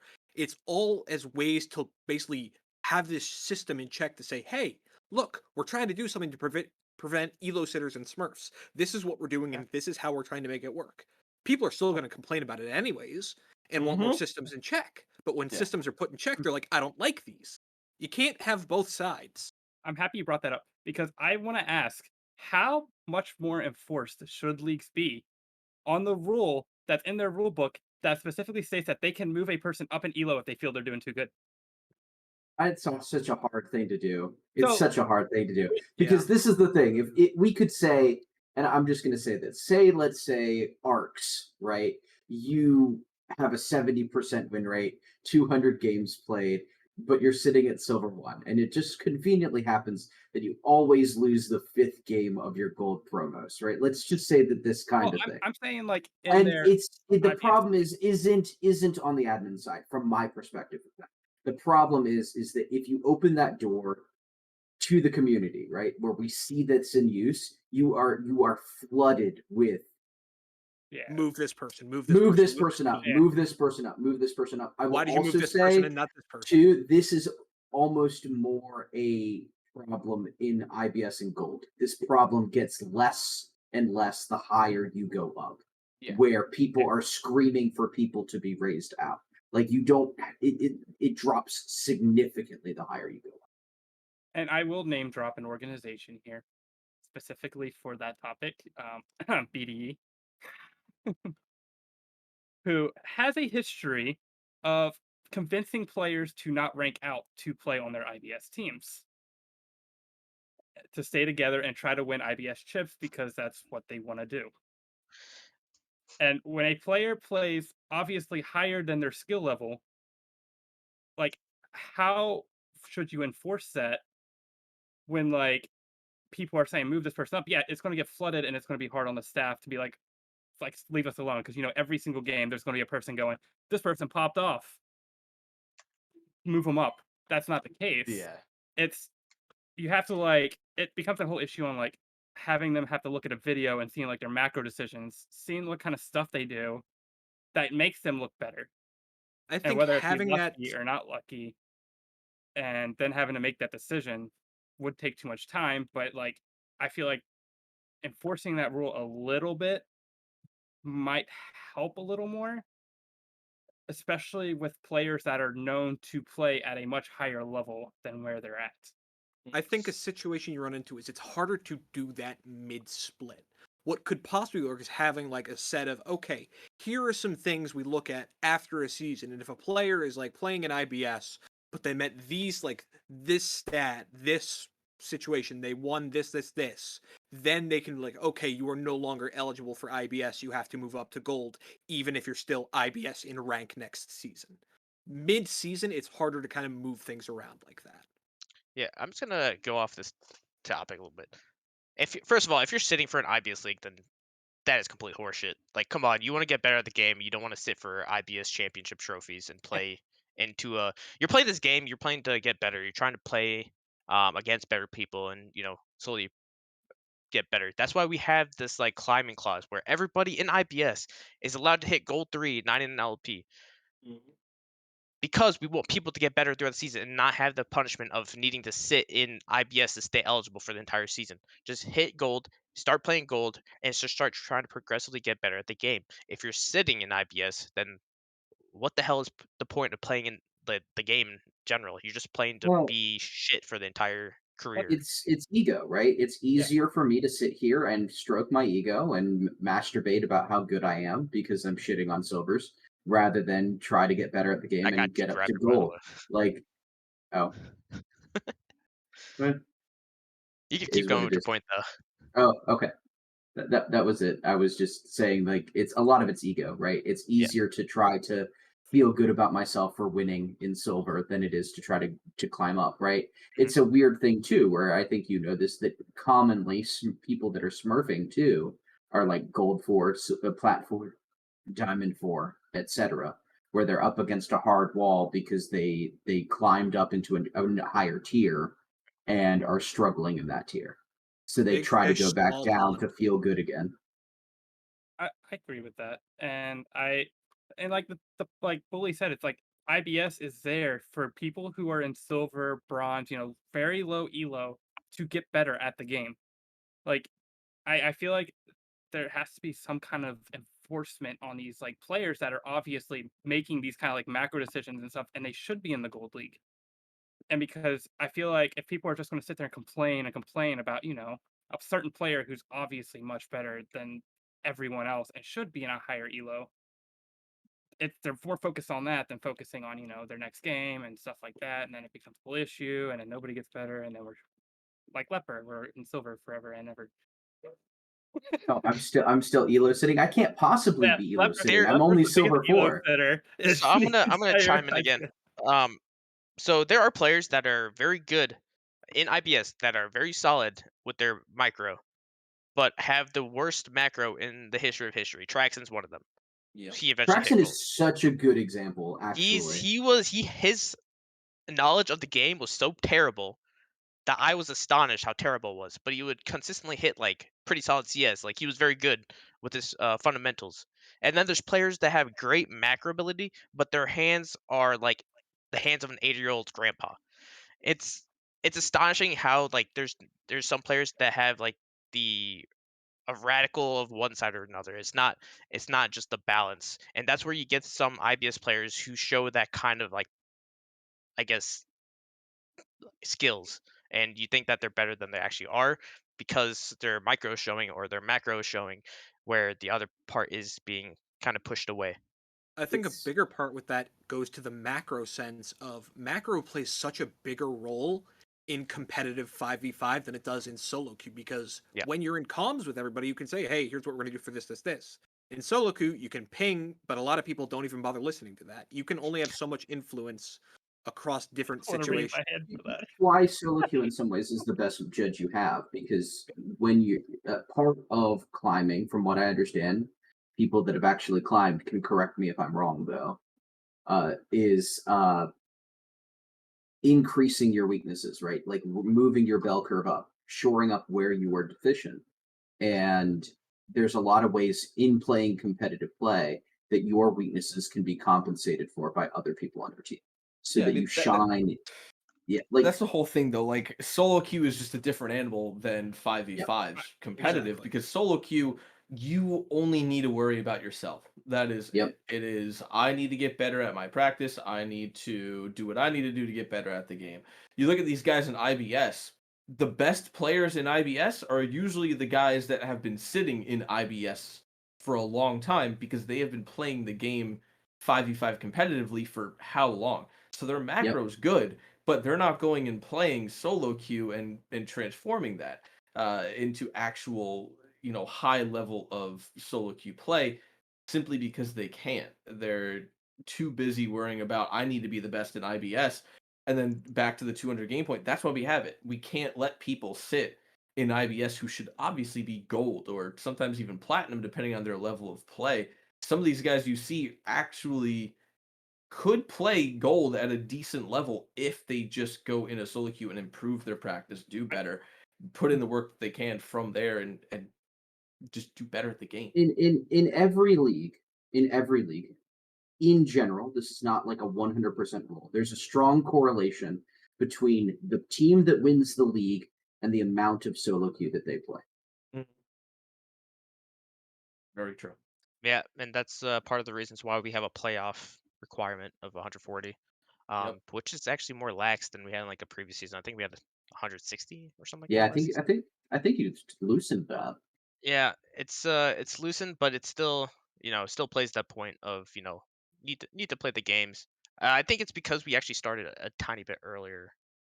That makes sense. That makes sense. I Now, don't. I Yeah, think that playing solo queue is an underrated part of playing competitive. Like if you're actually trying to win, you need to be sharpening your skills. You need to be playing in the solo queue because it's really hard to improve as an individual by playing in an organized environment.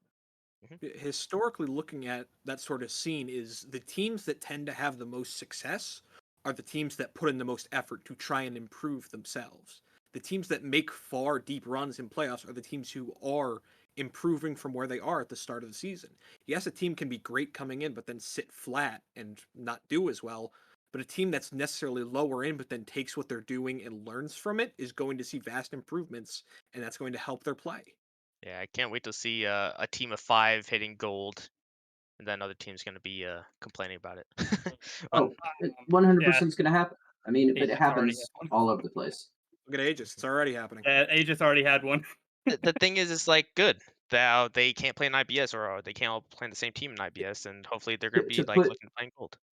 to quote Feathers, all right. Oh, good, they hit gold. Oh, they hit plat. They're only a problem for the rest of the split. I don't even say problem. I think it's more I of don't a mean that like in a negative yeah, sense. And yeah, for context to defend Feathers here, he's referring to the amount of complaints and headaches and so on Yeah. raised by the community about whoever the particular player is, right? Mhm. Like I mean, we get it all the time. Bully, how many times have we been sent a clip in a ticket that says, hey, look how crazy this guy was on this champion that's not in his solo queue games? So Has to be a what? Smurf. The guy played good on a champion. What, you want us to kick him from the league because you got shit on absolutely, by Zach? absolutely. Sorry. I lost. Therefore, the only explanation is that they were someone that doesn't Yeah. belong because I'm I not am the bad. best, I'm not the and that is problem. the This only Smurf explanation. I don't care about what champion you play. When I look at a player and I define how good they are, it's based on the decisions they make in the game, not about how they play with the champion's ability. It's the decisions they make in macro and micro that they're doing to help their team get ahead. Like yeah. what kind of decisions they're That's making there. hard to look at though, because in 5v5, they could be being talked to by someone who's better than them. That like if it's like let's say the mid laner making these calls, and you think it's the mid laner making the calls. It could be the jungle saying, "Hey, look out!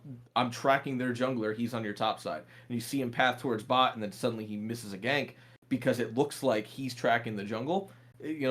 Communication is key in 5-on-5, so True. it's hard to really pay attention to that macro unless you're only watching the jungler or only watching maybe the support if they're roaming around a lot. That's your key indicators on the people who actually move around the map. But micro, like we were talking about with Traxon, can't really look at that. If there's someone's hard Yeah. smurfing on you on a champion, they might just be better on micro than you are. Yeah, the funniest thing is like you remember the meta where it was like Rumble, Morgana jungle Yeah. Yeah. constantly. Yep. So I played Rumble jungle in scrims constantly. Like I'd never played Rumble in a ranked game in my life. The only times I did play Rumble was either in ARAM or whatever. But I picked it up because I knew how to play. I play an absolute shit ton amount of ARAM, so I knew how to play the champion, and I just Mhm. picked it up for the jungle because I was playing jungle in a competitive for the first time, and it started getting banned from me. Right. So if you looked at my op.gg, you would not see a Rumble game in the history besides looking at like maybe customs or maybe a flex or whatever.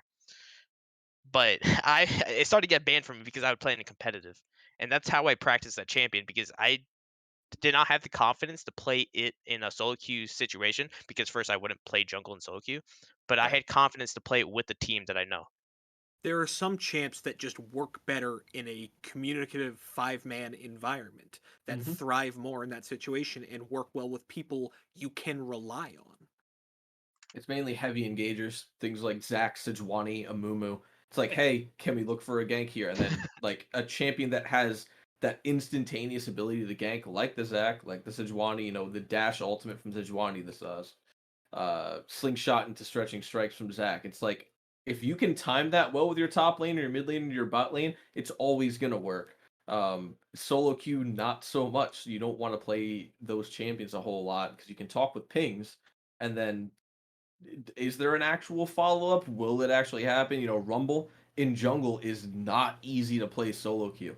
The enemy jungler, if they have any idea that you're not playing jungle, if they have pro comps up or whatever, Blitz app or Overwolf, whatever they're using, it says you're first timing Rumble, they're going to be in your jungle destroying you.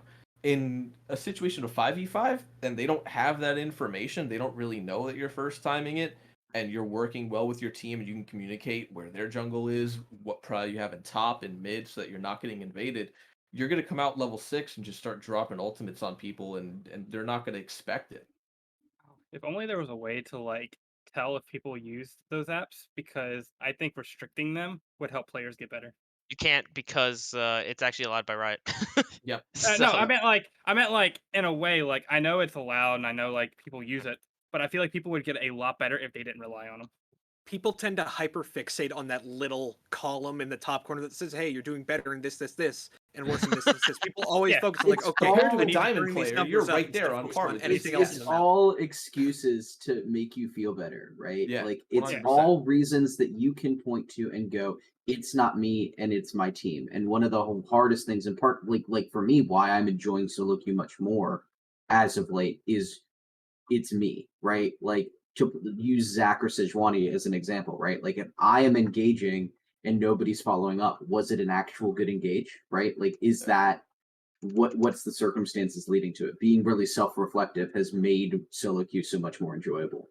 And a lot of those tools I find are just deflection and to protect your own mental because my team sucks. I got 10 CS a minute, but why did I do nothing Yeah. with that gold is a question that this app can't answer. all right. Very easy question. We're pretty much at time. Let's give one more. Does either Fury or let's actually give. I think there's a tie right now. Is there? So let's break that real quick. Bro, Yeah. how did I not get any points? Excuse me. I'm Because sorry. you're wearing a What are you shark watching? suit. You're Are you the left watching the shark. stream off on the side of your screen Yeah, I or something? don't no, know what I- the points are. I just have all this up. I have no Sorry. idea. I'll give you. I, I'll I give you was some. watching chat, so Okay. So Yeah, I was let's talking for the chat. let's go with one tiebreaker question for Fury and Bickle, and I'll let Leopard and Arcs decide who the winner is. okay. You're leaving it up to the people in the Oh, boy. costumes. All right. I'll be the tiebreaker if it's 1-1. So what you're saying is that the suits that are actual suits correlate to success. Got it. There you go. Yes, the Yes. suits have been indicative of success on this show. Yes. But I know I'm gonna head of goodwill, so I'll be ready for next week. Bro, you gave me let's, a point. no, I give you 1/10 of a point. But let's say this. This is completely unrelated to anything League of Legends. Is a hot dog a sandwich? No, Yeah. no Why? shot. Give us a reason. Because here's the main reason, right? A sandwich is two separate pieces of bread. A bun is not two separate pieces of bread. And even if you come up with the whole, oh, if I break it apart and then put it, is it a sandwich now? No, it's still not a sandwich because you had to change something about what you originally had to make it a sandwich. It's like saying, is cereal soup? No, cereal's not a soup. Hot dog's not a sandwich. It doesn't originally come between two pieces of bread, such as white wheat, pumpernickel, rye, Asiago, whatever you may have. You could even say a bagel is a sandwich. I would agree to that. You could say a roll cut in half is a sandwich, but a hot dog is not. So in that sense, you're saying that in this situation, breaking something apart doesn't count as a sandwich, but in other situations, it might. What- Correct. Except That what those things are separates- made to be cut in half. A roll and a bagel are made to be cut in half. You can eat it without cutting in half, but they were designed to be cut and put something in the middle. A hot dog, a bun, is already pre-jacked for you for it to be opened and already put in there. But that was cut open. Yeah, obviously it was cut open, but it had to be cut open. So you could put a hot dog in it. Actually, it wasn't cut. I don't think they're designed cut open, are they? Yeah, they are. They are. No. It's You would it's see a cut it's a in triangle. It's a the triangle. triangle it- thing. Yeah, it's a little halfway down cut, but it doesn't go all the way. It doesn't go all the way through Yeah. though. It cuts it 3/4 of the way. So there you go. To make sure they Also, stay. you don't put like a hot dog. If I took a hot dog and put it between two pieces of bread, is that a sandwich? Like if I took Yes. the sausage and put it between two pieces of bread, Yes. yes, that is a sandwich, 100%. But if you put it in a bun, it's not. But what's the The difference bun between the a bun and- makes it not a sandwich. Is it both bread? It's got to be the bread that makes it whether or not it's a sandwich or not. So it's just specific to the type of bread itself. Yeah, I think it's specific to Well, who that. draws the line in that sense as to what bread is considered sandwich worthy? it. Well, what breads do you have in mind on that? I'm just being generalistic in this sense. I think we have to consult Taco Bell with this question. Is Taco Bell the question for bread? Well, actually, if we go to the only source that we can possibly use, right, which is What's the that? New York Wikipedia. Department of Taxation, for Okay. purposes of EBT and other things, right? Wait, you're not in this regard- debate. Hold up. No, let him say this. Let him say that. I want to hear what he says. A hot dog is a sandwich. Okay. So based on the Based on the New York Department of Taxation. Taxation. What? So what is the difference between taxing a hot dog and taxing a sandwich? There There is none. no difference. Hot dogs It's fall the- under the same categorical findings They are the same as they're- other sandwiches. Yes. So that's only based on what? Getting a license to sell. No, it's food? based on whether or not they can how you can classify pre-prepared food items for food stamps and other benefits in that regard. It's the main argument there. It doesn't say in terms of tax purposes only. A hot dog is a sandwich Okay. in the state of New York. In the state of New York. That's where I'm from. But I still don't think hot dogs are sandwiches. I can't get The behind that. situation you're going to run into, though, is you are sandwiching a piece of meat between in this case, one individual thing, but you are still sandwiching it in there because it is placed between two items. That is using the word in its exact dictionary definition of Yes, sandwiching. the though. definition of a But sandwich the is that. word but did the word sandwich come from sandwiching something, or did the word sandwiching come from a sandwich? Definition of sandwich. Did someone see a sandwich and say, okay, now there's a verb for this? Or was there a verb and they made a sandwich based on the word sandwiching? Because now the chicken got to come before the egg, right? You're good in that situation. You can run back the lineage of the words most likely and find out where everything started. But still, in the sense, there is one thing in between something else. It is a sandwich. Ooh, That is the it's one definition. thing in between something else. You Pickle. have a Yeah. piece of meat between, in this case, a bun. That is one Sure. thing in between two sides. It is a sandwich.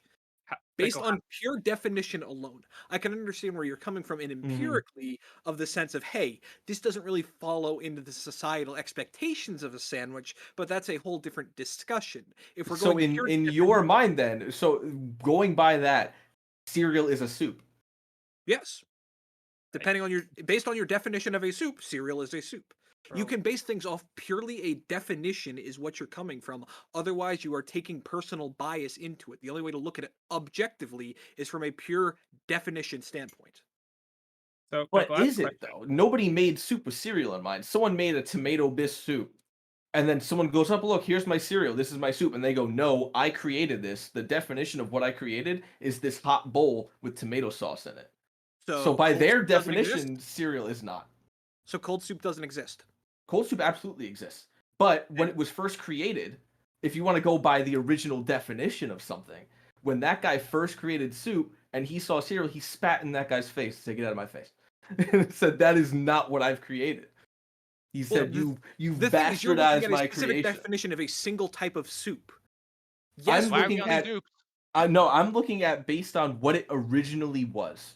That is what I am basing on. Someone took ham, cheese, put it on top of a piece of bread, maybe some spicy mustard, maybe some mayo, maybe some lettuce or spinach, put another piece of bread on top, and they said, hey, I'm gonna call this a sandwich. My name is Leroy Sandwich. I'm gonna name it after me.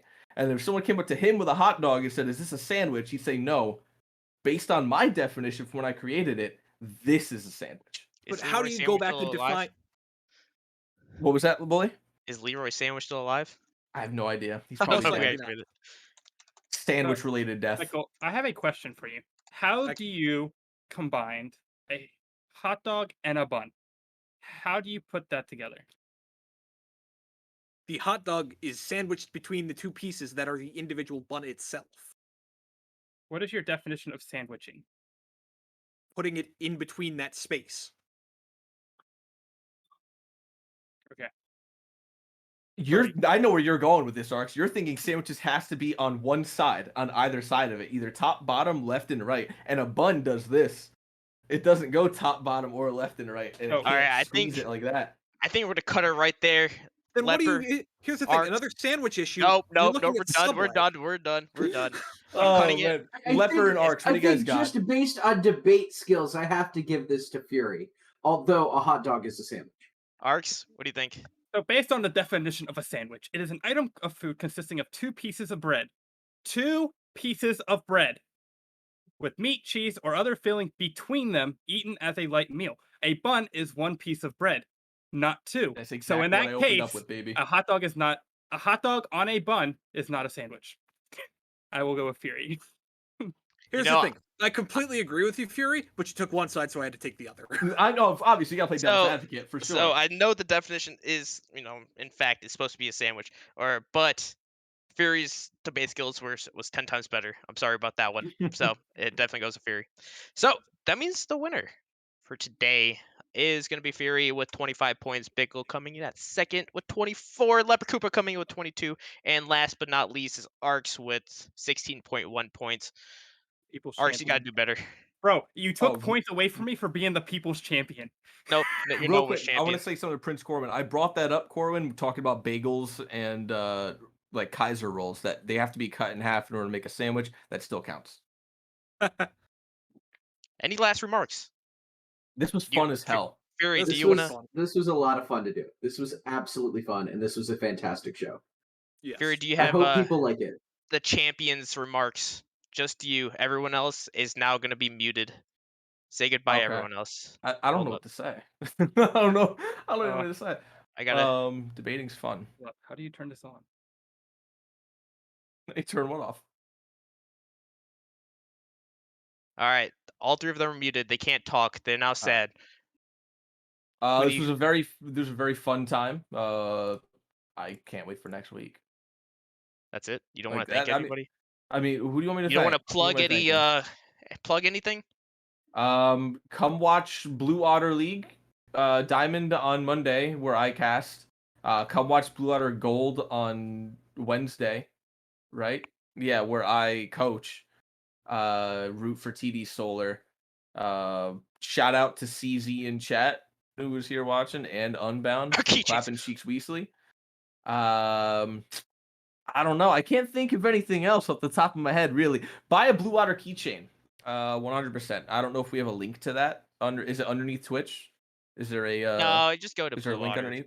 blueotter.net. You gotta put a shop. link underneath there. BlueOtterLeague.net/shop. Go buy a keychain and let Bully or Traxon mail it to you. No, I don't mail it. Traxon does. You don't mail it, just Traxon. No, Go yeah. make Traxon's life harder by forcing him to hand mail them to get them stolen from the mailbox. No, they actually don't get stolen anymore. That's a good. They don't get stolen anymore? Okay, Yeah, that's big. so after he moved to Arizona, it's all fantastic where they don't it actually comes within like a week Okay. or two. So Great. Where was he before Arizona? Texas. So you know how Okay. Texas like to do all their Yeah. shit by themselves? Yeah. There you go. Also, Player One Coffee Lab. Shout out to them. We're not sponsored by them, but CB is.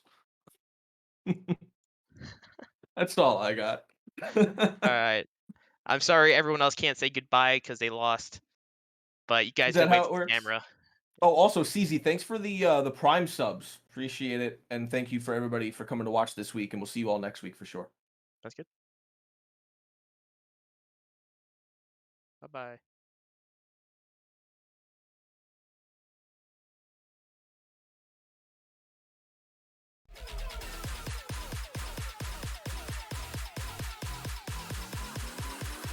Let's get this party jumping.